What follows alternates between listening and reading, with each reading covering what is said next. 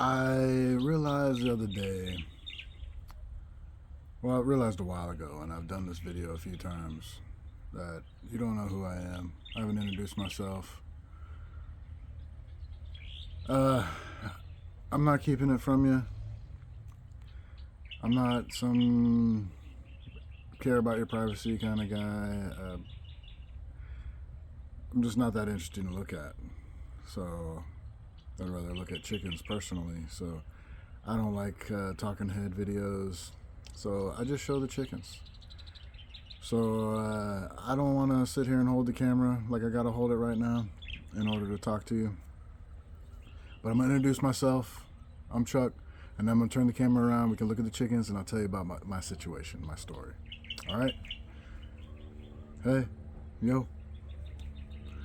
Let me turn this around. I'm Chuck. I'm 51 years old. I'm retired, and I'm living in Magalang, Pampanga, Philippines. And I don't know how I got here. I wake up sometimes and I don't know who I am or why I'm here. I never thought my life would go this way, and I'm super lucky, happy, use whatever adjective you want to use, but amazed that I'm here and I'm living the way I'm living. I'm just a normal dude. C student, high school, no college, joined the Army, was a cop in the Army, realized that police work was not for me. Finished the Army and did a technical school for computers. And my internship turned into a job at Florida State University from there. And I stayed there for a while and got sick of my boss and quit abruptly with no job lined up, and went back to school for IT security.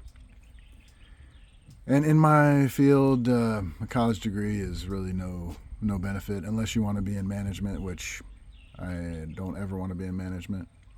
I hate management. I like doing IT stuff. Why would I want to be a manager? Humans are way more difficult than computers. So for all you managers out there, more power to you, but fuck that. That's fucking stupid. And you know you miss the real work. You know you hate being a manager. Admit it. Admit it to yourself, admit it to everybody. Management is the dumbest fucking job. Anyways, I was in school, and a buddy of mine that was a contractor for the government, he called me up and said, "Hey man, you want a job?" I was like, "Yeah." I wasn't looking for a job. I had to think about it, actually. I was like, do I really want a job? Because, I was doing fine. But yeah, I took a job, and I moved to Fort Walton Beach, and I worked for the Air Force at Air Force Special Operations Center on Herbert Field. So that was really cool. And I turned from a jack of all trades to a master of just a few trades, and that was nice. Also, I could focus on one thing. And never been able to do that in my IT career. So that was cool. But when I took that job, I always thought, hey, in the back of my mind, if I can find an opportunity to get overseas and make the real money, that's what I want to do. So I was in that job, chilling, and I turned 40, and I realized that I didn't have a solid retirement plan. And I had some money saved up in a retirement fund, but I didn't have a real plan, a real solid plan. And I didn't want to work. I was tired of working. I love the IT work, but I hate having a boss. So it seems like every job you have, you got to have a boss. Even if you work for yourself, your boss is your customers and your checkbook. So I started talking to the boys that I worked with and got a lay of the land and took a job in the Middle East. And the rest is history. That's what put me on this path.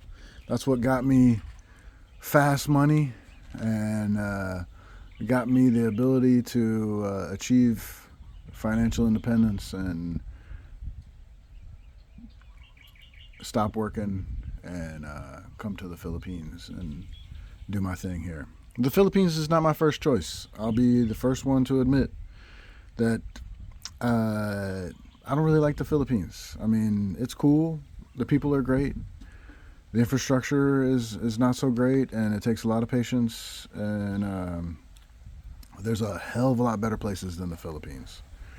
There's some gems within the Philippines, don't get me wrong. But if I had my way, I'd be in a different country. But I've got a Filipina to think about, and I got her son, her 11-year-old son, to think about.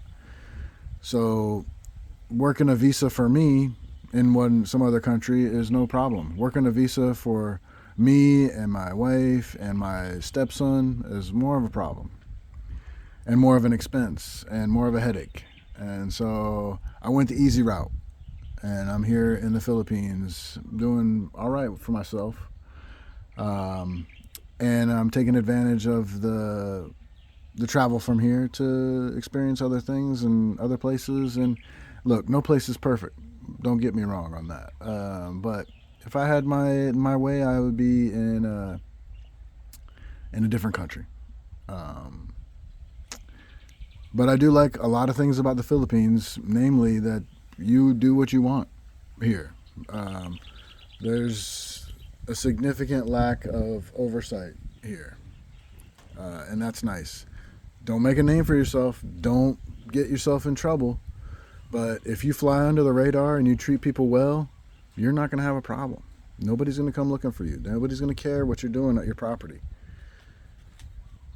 or in your condo, or whatever you're doing it. You stay out of prying eyes and out of people's business, and you're going to be just fine. So that's me. That's what I'm doing here. I've been living here for a year and a half. My wife and I, before we settled here, we traveled all over the place and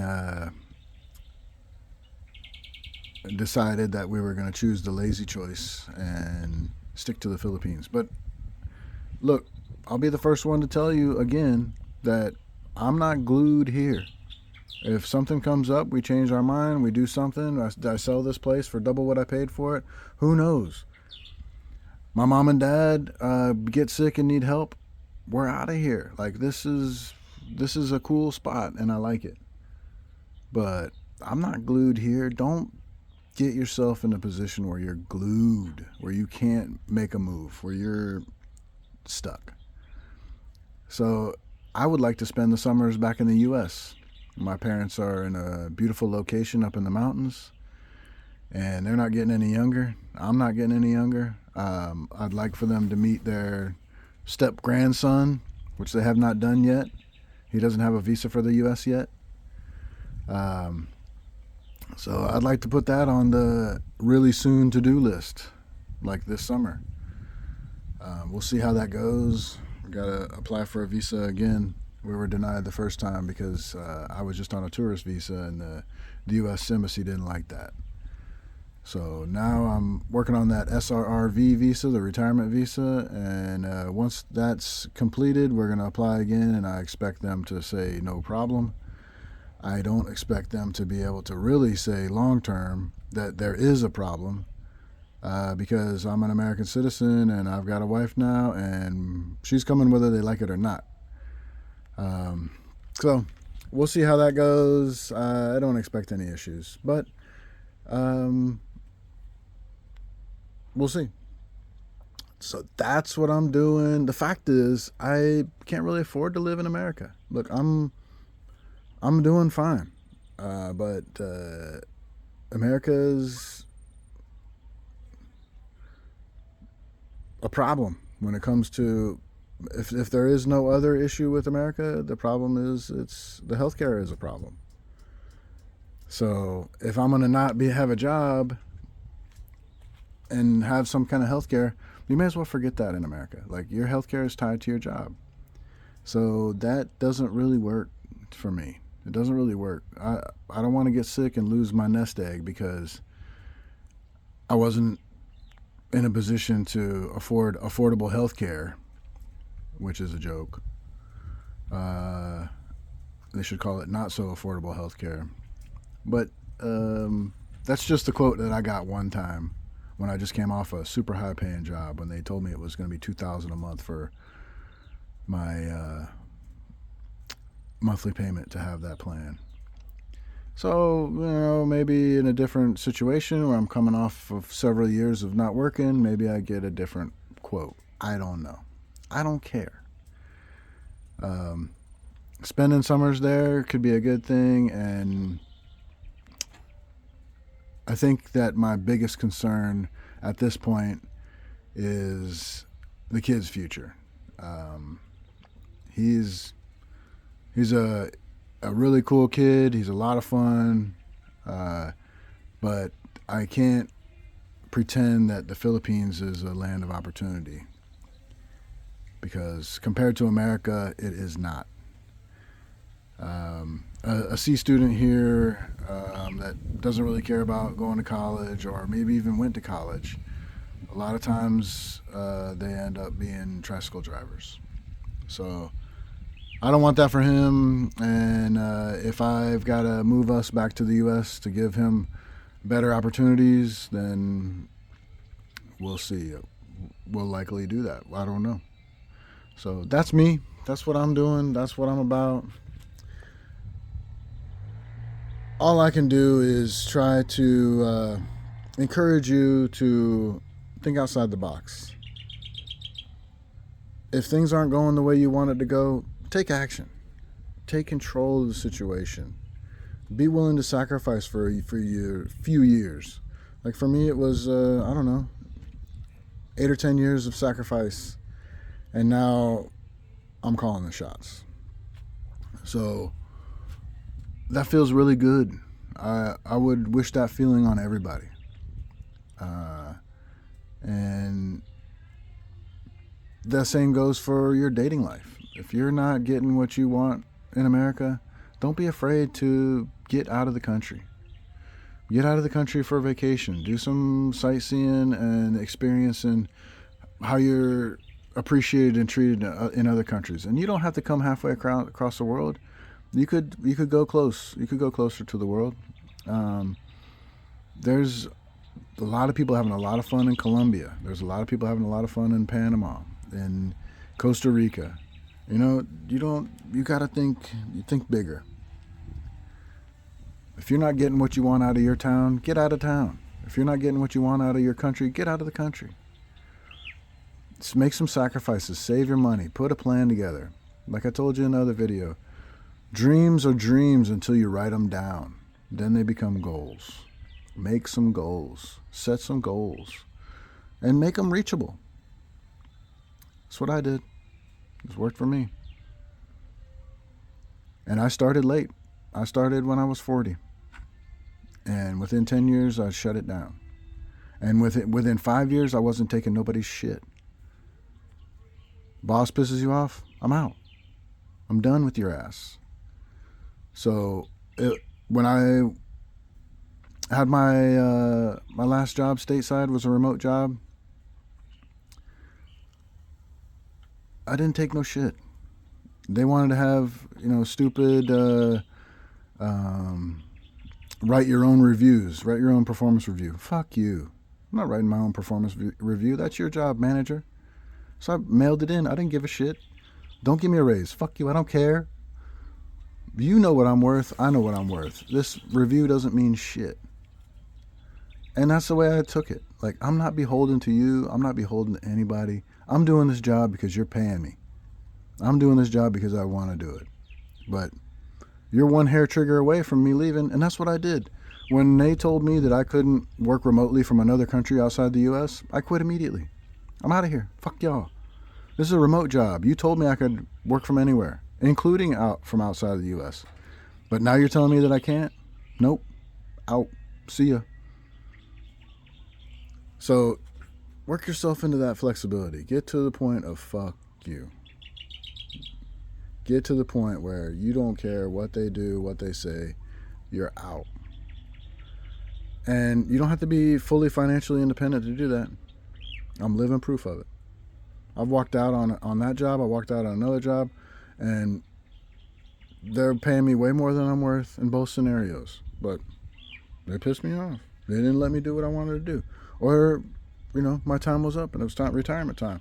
And they want to fuck with me? Okay. I'm out. I'm ready to retire right now. I was just waiting until my next vacation, but I'll do it right now. I ain't scared of you. So you take the power back, and management doesn't know what to do with that. They don't know what to do with you. When you tell them that you would prefer them firing you over you quitting, they don't know how to react to that. When you tell them you'd prefer that they fired you so you can get unemployment, free money, they can't react to that. They don't know what to say to that, because they wield the power. And when you tell them that you don't give a fuck because you're leaving anyways, they can go ahead and fire you. They have nothing to say. I got written up for insubordination. Do you think I give a fuck? Oh, that's on your permanent record. Permanent for what? What are you, the fucking IRS? You gonna put it on my IRS report? Fuck you. Permanent records don't fucking scare me. I'm fucking out. Insubordinate this motherfucker. I don't give a shit. I got written up for insubordination because they wanted to tell me where I was going to eat my lunch. You're fucking out of your mind. When I told them to fuck off, they want to write me up. Fine, write me up. I would have quit that instant, but I had to get my thoughts together. Quit 2 weeks later. I got my thoughts together, and they wanted to give me another rash of shit that was more minor than that, but they got a permanent record on me of insubordination. Pfft, fuck you. I never heard of this company before I worked for it, and I never heard of them since. The fuck does that mean? You're gonna put something on file? Pfft, fuck you. I ain't scared of you. Put it on file. Blow your nose in it too while you're at it. You're fucking scaring me. So that's me. I'm proud to be in this position. I'm happy to be in this position. I wish this on everyone. Maybe don't choose the Philippines. Yeah, you can choose the Philippines. Go ahead. But there's a lot fucking cooler places. And I'm not hating on the Philippines. There's a lot of things I love about being in the Philippines. Burning plastic trash going into my nose in the morning times ain't one of them. But that's my story. I finally introduced myself. I'm Chuck, and feel free to give me some shit in the comments. I'm enjoying the comments. And another thing, I'm doing this because it's fun. I get a kick out of it. I'm not doing it for any other reason. I don't care about views, comments, subscribers. Yeah, I like looking at it. It's stats. Sure, why not? But this YouTube channel is never going to make me anything. I probably pay more in ChatGPT fees than this YouTube channel will ever pay me, which is $8 a month for creating thumbnails for the channel. If I'm making more than $8 a month from YouTube, that'll be amazing. I could care less. I may never reach that. Don't care. I'm doing this because I like talking to the camera for some reason. I found a little thing that I like to do. So it keeps me, keep my mind occupied, keeps me talking, keeps the juices flowing, and my chickens seem to appreciate it. So that's all I care about.